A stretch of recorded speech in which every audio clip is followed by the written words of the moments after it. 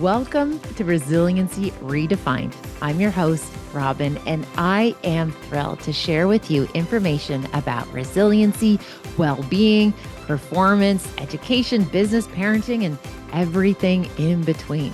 I'm committed to joining you each week to talk about these big ideas and bring them into action, habits, tools, strategies, tactics that allow us to finally uncover what it takes to truly be well.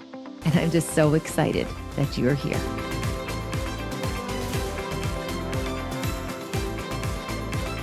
Hello, everyone. Welcome back to Resiliency Redefined. Today, I'm going to answer a question from somebody who reached out and asked, Robyne, how do I support my kids heading back to school? And how do I support myself?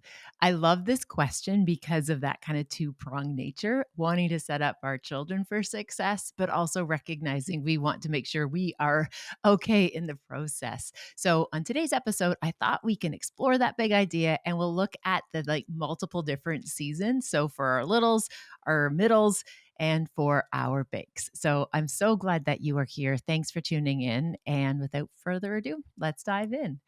So, where my kiddos are at right now, I have my oldest Hunter, who is off to his third year of university. Ava is going into second year university, and Jax is going into potentially his last year of high school. I say potentially because there's always options for perhaps another go around. But as of right now, he is heading into his last year of high school. What I can share with you are some strategies and tips that I found that worked really well while they were in elementary school. I'll tell you a wee bit about some ideas from high school and also that season I'm in right now. I'm still learning about this season as well, is when our older children are transitioning to post secondary, perhaps outside of the home. When my kiddos were little, one of the things that I found, excuse me, so much comfort in is the fact that their school systems and how the school was structured, that there really wasn't a time when anyone was by themselves. And what I mean by that is even when Jackson was in like kindergarten, like his older brother and sister were already in the same school. So right off the hop, I felt that I was at this wee bit of an advantage because I knew they had their siblings.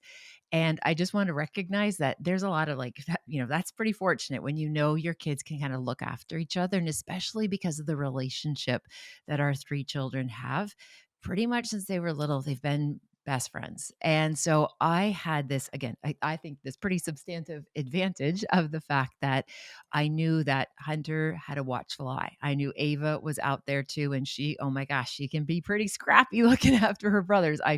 Again, Ava activated. I had no fear.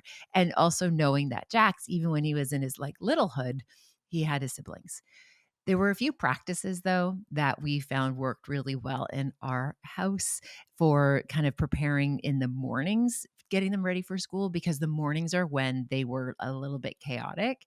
And some of the strategies that I found super helpful, and you've probably already heard some of these, so they're not new, as much as possible to have things ready the night before, right? So, and include them in the process. So, I would include them in the process even when they were in kinder to get their stuff, get it at the front door, get everything as kind of set up the night before as possible. Anytime I would leave things to the morning, oh my gosh, I was it was likely not going to end well. And I referred to this kind of season where I would go from like Mary Poppins, where I'd be like, okay, children, everybody gather your things, to like Batman in a heartbeat, where I'd be like, get in the damn car. Right. So I appreciate that mornings were chaotic. So anything we could do to simplify mornings was really helpful. The other piece that I also found extremely helpful is whenever possible, give children agency about how they want to do their mornings. And what I mean by that is just because there were three of them, it didn't mean we had to do it exactly the same for everyone. Like just giving them a wee bit of agency in terms of how they like their mornings to go. So, for example, Ava liked to have everything locked in, organized the night before. She liked to have, even her little outfit picked out, right? She wanted things really in that sense of order. The boys, they were pretty good just to kind of, one of the strategies we would do is I would essentially pick two or three things out for them the night before. And then in the morning, they could just pick whatever they wanted. So again, giving them a wee bit of agency. The other part that was really helpful was sticking to the time when we had to roll out. And I've shared this before. Time is not my time, and I have a pretty fractured relationship because of part of my ADHD with time blindness. So, like bringing them in board to understanding like when was go time. So, those are a few little strategies. I also remember really early on in their earlyhood for school, I remember hearing all about these, families that were making these like beautiful lunches and, they were just doing all these like amazing, gorgeous bento boxes that had little dinosaurs and all this kind of stuff. I just accepted very early on that I was not going to be able to do that. That wasn't something that was like a priority for me. And, we would always even joke around with the kids where, I remember one time, like, I thought, oh, parents are supposed to like write notes for their kids. So we should write these little notes. And I recall sending a little note and the kids, like, it's just on a post-it note, just a thinking of you, love you. And, when they got home that night from school, I asked them, oh, how was that? And I remember Jackson was in a wee bit of a mood. And I'm like, buddy, what's the matter? And he's like, I can't even read. I'm like, what? What do you mean? He goes, you put something in my lunchbox. I can't read. And I was like, fair. Okay. So apparently 4-year-olds don't want notes from their mom in their lunchbox. And he said, can you just wait till I can learn how to read? And I was like, yeah. And I said, you could have asked maybe your teacher for help. And he's like, I didn't know what you had written. So I love that Jackson was always like already like, oh, I better filter my mom. I'm like, dude, I wouldn't have written anything like inappropriate that you couldn't have shown your teacher. And he's like, just wait till I can learn how to read. So again, just even thinking about that, the reality is I don't think I ever did write lunch notes to Jax. But hey, guess what? He's in a senior in high school and it all worked out. Okay, so having a wee bit of structure and order, giving the children a wee bit of agency. My other gentle invitation for getting our kids ready for school, I feel like there's this tension between like rushing our kids into adulthood. And what I mean by that is like, okay, so when you go to like grade 1, we're getting ready for grade 2. And when you're grade 3, you're getting ready for grade 4. And when you're in your senior year of high school, you're getting ready for college or university or trades. Or when you're in grade 8, you're getting ready for grade 9. Like there's this kind of tendency that the year we're in only matters because of it setting you up for success for the next year. And I find that there's a tension there for me because I also want them to enjoy the year. I want them to enjoy what it feels like to be in your senior year and not being so focused on the next year. I want them to be present and enjoy it right now. So, as a parent, as an educator, I've always felt that wee bit of attention. And I like to remind them, like, just like enjoy it, right? That this isn't all about preparation. This isn't all about the future. This is now. And the reality is, the future isn't promised to any of us. So I want to make sure, and one of the practices I've used with the children is to really make sure that they had this like full permission to enjoy the year that they are in. Make the best of the year that they are in. Yes, it is setting them up for the future, but I also think it's just really important for today. Now, when I think about how I supported the children going into high school, and a question somebody recently asked me, which I thought was really powerful, they said, Robyne, I've read your material, I've read your books. You had a horrible go at high school. I thought that was putting it very politely. And how did you not allow your own bias about school and educational systems and even educators not impact your kids? Now, I really appreciated that question because that was something that, from my perspective, I had to put a lot of work into because I did have a wee bit of a chip on my shoulder about certain parts of the high school education system, specifically around what's called in Ontario a streaming process. So, streaming is essentially when we decide you either are in the trades route, the college route, or like the university academic route.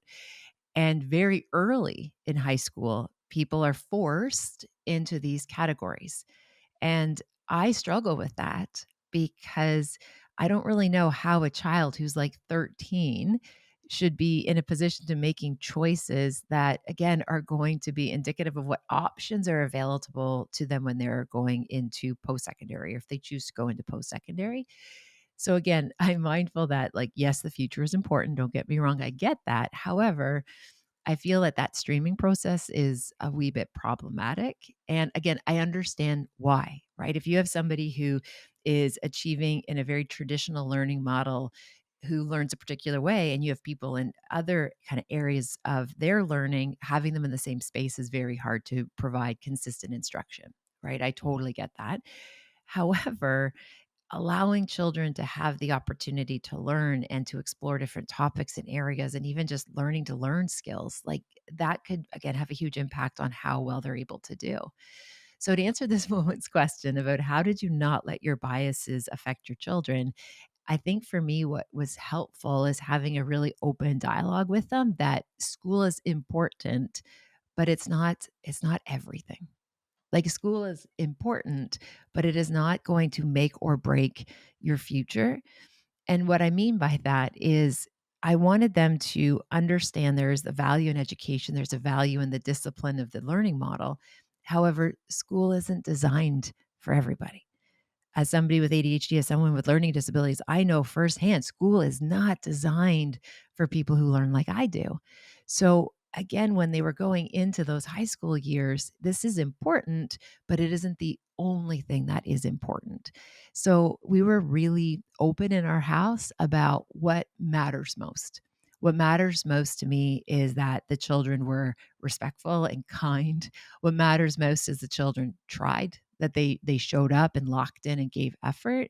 I also was very well aware that the outcomes, like the grades, that is so subjective. It is so subjective. So I didn't let this expectation that they had to have these certain grades, it dictate success. So we had a very fluid definition of success. We didn't have it based on grades. I also was very well aware when we look at the longitudinal research on who are the healthiest, most adaptive, who are the people who really feel at the end of their life that like their life was a good lived, well lived life. Like, what does it take? B plus people, literally B plus. Like people who were rolling in their like lower 70s, mid 70s, those were the people who had the highest quality of life scores. It wasn't the people who were in the high 90s, it wasn't the 80s, and it wasn't the 50s or the 60s students either. It was the students that were in like that B plus category had the highest life satisfaction. Now, it's hard as a parent sending them into high school saying like work hard but not too hard because I want you to stay in that B plus category. What does that represent? That B plus category? To me, it represents this diversity of school is important, but it isn't the only thing, right? And I remember so often, even when I was teaching at university, where students would be like, if I fail this exam, it's done. It's like, it is over. It is sudden death. It is over. If I don't get this grade, my future's cooked.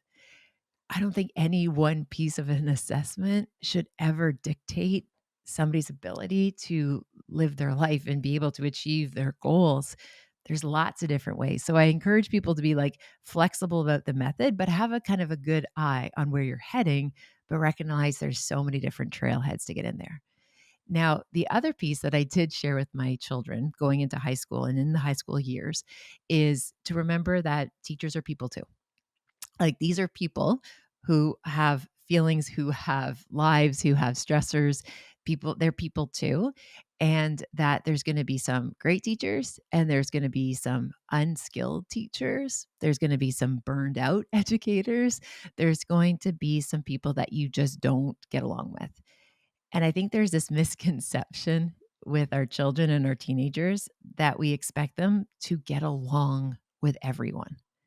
As grown-ups, we don't even get along with everyone. There's this basic undercurrent of respect, but just recognize you don't have to get along with everyone, that you aren't expected to, have these like amazing experiences in every class. Some of the classes are just going to be get it done. Some classes are going to be okay. And my hope is at every semester, you have at least one class and one connection that feels really good. And again, it's just managing our expectations. Now, the other kind of little caveat there is I grew up when I was going to school, and I think this was just kind of the times is my parents put enormous amount of kind of like belief and confidence in the educators. and not so much necessarily in me as the student. And what I mean by that is I actually felt like there was like I had a little bit of fear. I had a little bit of tension where like my parents would side with the teachers.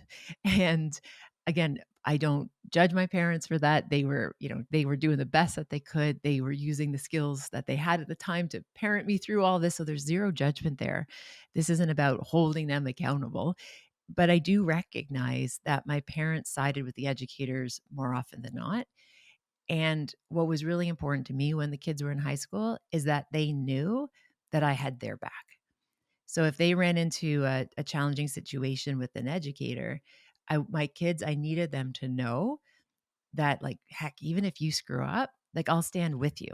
Like, I'll stand behind you.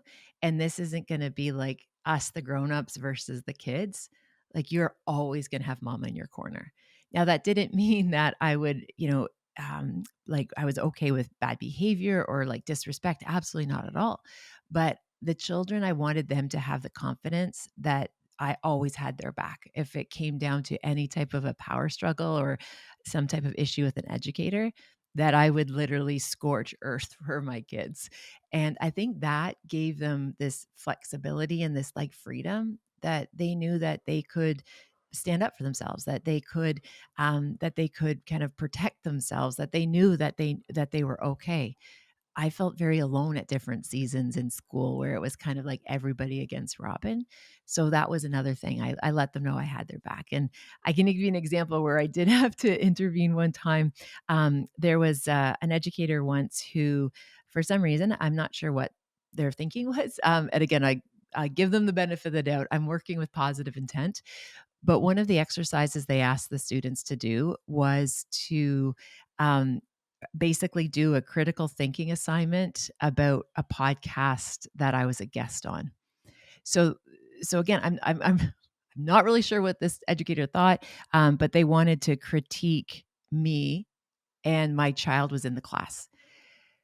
I wasn't a huge fan of that assignment because it actually felt a wee bit personal.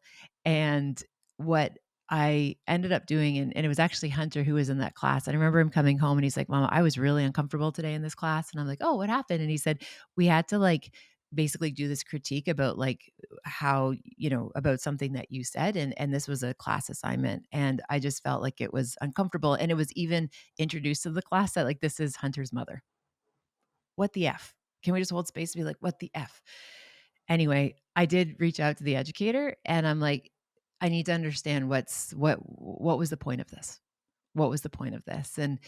And basically the educator didn't really have any justification other than the fact that he thought that he was what he said to me was something to the effect that this idea of like, your kids, doing okay in school, but you don't have to do great in school. And just the fact that, if a student wants to become a dentist or if a student wants to become a doctor, that you're really doing a disservice by suggesting that, students have a more balanced approach. And, if your kid's really talented in sports, like really let them pursue sports because that teaches them even things that sometimes they won't learn in the classroom. And anyway, the argument was that, the teacher was trying to say that B plus students, no, you have to do better than that. Anyway, so the reason, again, I'm using that as an example is the fact that like Hunter felt okay to challenge a situation in the classroom and he knew I would have his back. I think those are helpful. I digress. Okay, now with our kids going off to post secondary, I think the biggest tip I can give anyone if you're asking for tips on how do you set your kids up for post secondary success, your emotions as the grown up are not your kids' responsibility. Now, that goes all the way from littlehood all the way up to university, college, and trades. But I think it needs to be reiterated the most here when they're going off to school, especially post secondary, their well being, it needs to be their focus. As a grown up, we have to like hold it together. Now, that doesn't mean I want you to ignore and override your emotions. I have just seen so many parents send their kids away on this guilt trip of like, I don't know what I'm going to do with my life. I'm going to be so lonely. I'm going to miss you so much. I'm not going to be able to breathe. And you have to call me every single day. And I need to know that you are safe. And holy goodness, this is their opportunity to practice all those great skills and independence. And this is their chance to go live and chase their big dreams. So I think it's important that we recognize that as grown-ups, yeah, we have big emotions around our children in any type of a transition, but our responsibility as parents is to like handle our own stuff. We don't have to put that on the kid. And I encourage you, like, by all means, like when you do that drop off, you put on that brave face, right? You hold them tight and you're like, I believe in you and I know you got this. Make the best of this time. Have fun, enjoy it. Yeah, make sure there's a wee bit of side of school in the learning as well. You got to do the bookie with the party, but just give them the freedom that this is their season, and when you get in the car, that's when you can like literally turn into a mess. And I hope you have someone or people around you that can help you navigate your emotions and process it. But please don't put that on your kids.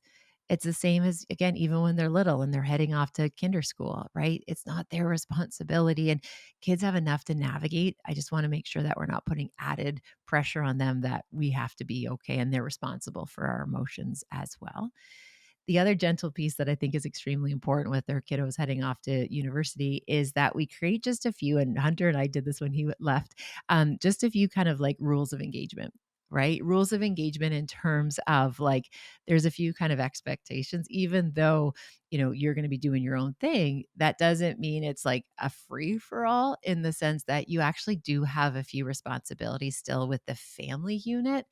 And what that was me kind of shifting from this place of parenting to more of like mentorship, where letting him know that, I still expect you to kind of check in with your siblings, right? Just because this is about you and your learning, like your sister's doing her school thing, your brother's doing his school thing, I still expect you to like check in with them as well. And again, just this mentorship on showing them how to manage and navigate relationships when they're in a change season.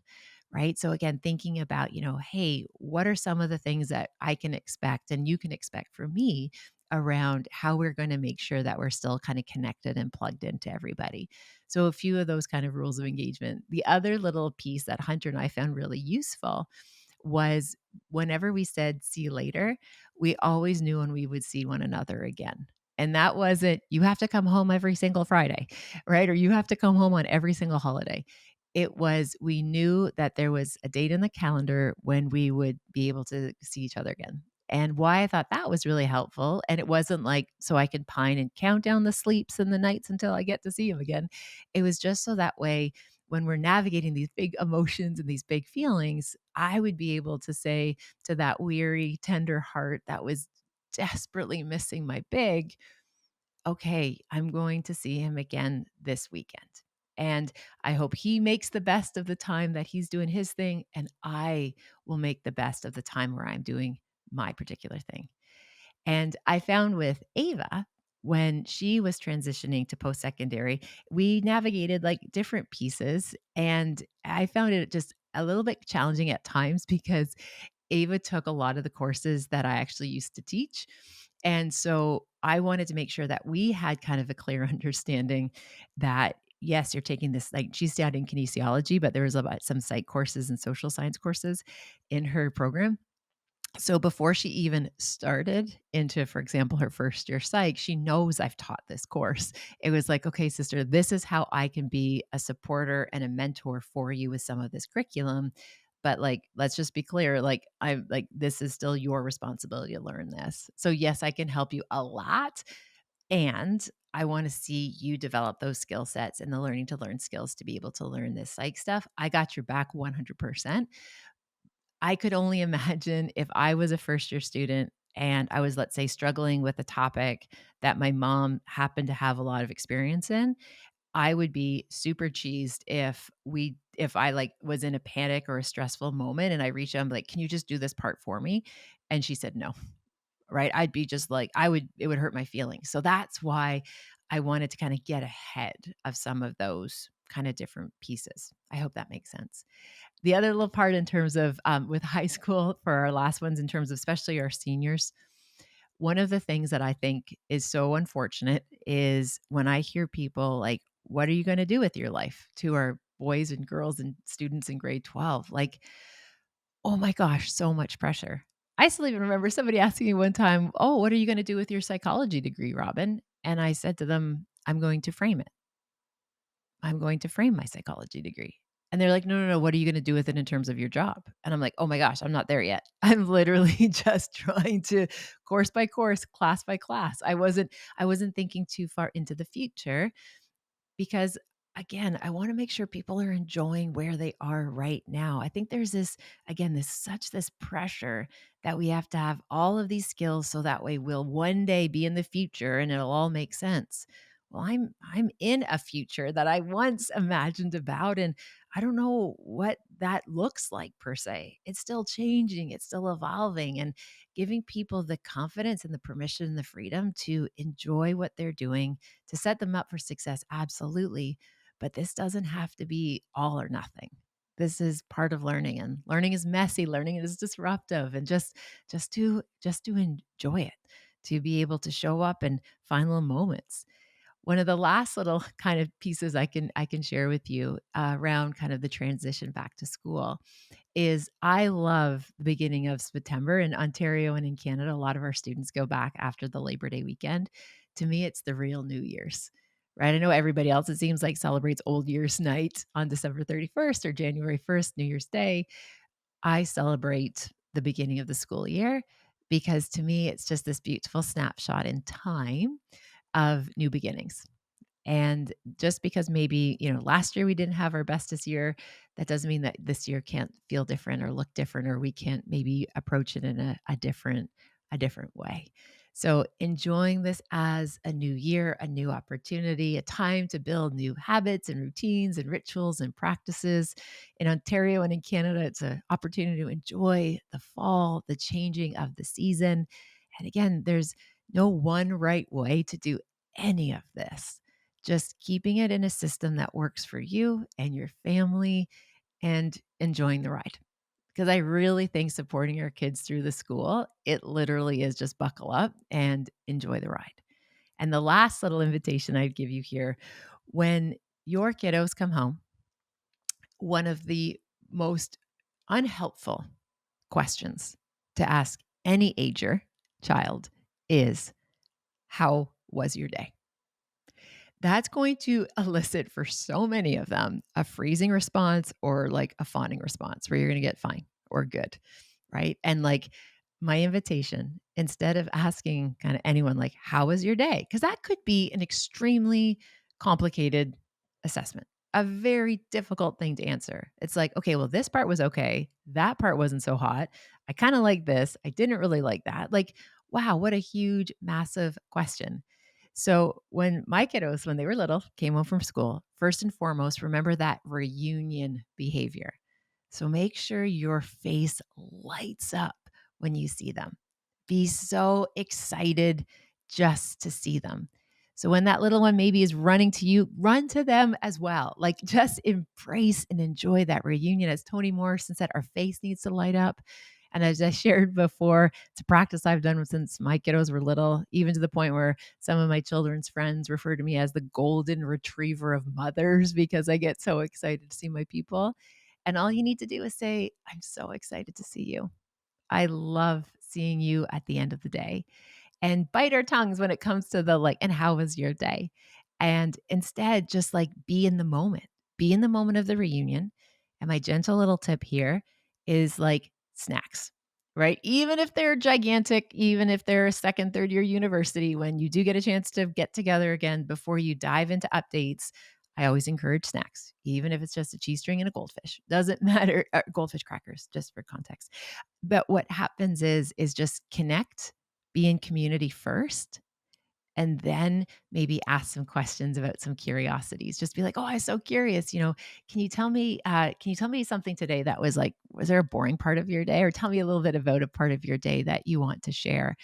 And just in creating that container. So tell me about a little part of your day. Or who did you sit beside at lunchtime today? Or, was there, what was a time of the day that you felt like you were really excited? Or did anything funny happen today? Like putting just this in this little kind of container. And I know people always say when we're talking to folks, we need to ask them open ended questions to try and encourage dialogue. But close ended questions, if you just close ended questions just to start, it's okay too, right? It's okay too. And again, I just encourage us being a wee bit more open to letting them kind of warm up to this idea of having big shares. The other piece too, I remember it's those ear to ear conversations. So like sitting someone down on the couch and looking at them and be like, okay, tell me about your day. Wow, overwhelming. Versus like, I remember when especially Ava was navigating a tricky season when I would meet her at the bus stop. At the time we had our chocolate lab, and I remember I would meet her with Luna, and then we would just go for a little bit of a walk before we went home. It just gave her a chance to kind of acclimate and just kind of like settle before we went into the house, right? So, whatever little transition ritual you can think about perhaps could be useful for you too. All right, my friends, I hope that was helpful. Again, there's no one right way to do this. And I encourage you just to enjoy it. Just make the best of it in terms of what works for you and your family. And I wish each and every one of you a very successful transition back into the school year. And I'm also excited to tell you that we are going to be having our very first guest on Resiliency Redefined next week. Please tune in for that episode. This is the first time I'm going to be having a guest. I think this guest is going to be somebody you might recognize, somebody you might heard of before. So it's going to be pretty fun to be able to welcome our first guest next week on Resiliency Redefined. So please tune in, take good care, and I'll see you next time. Bye for now. Thank you for spending time with this podcast episode today. I hope you found something helpful in Resiliency Redefined. Please feel free to share it with somebody who you might think could benefit. Maybe there was something useful, something in particular that you think you could pay forward. Also, if you have a moment, please feel free to rate and review this podcast wherever you like to listen to your podcast. It means the world to me. And again, thanks for your time. Thank you for your interest. Take good care, and I'll see you next time.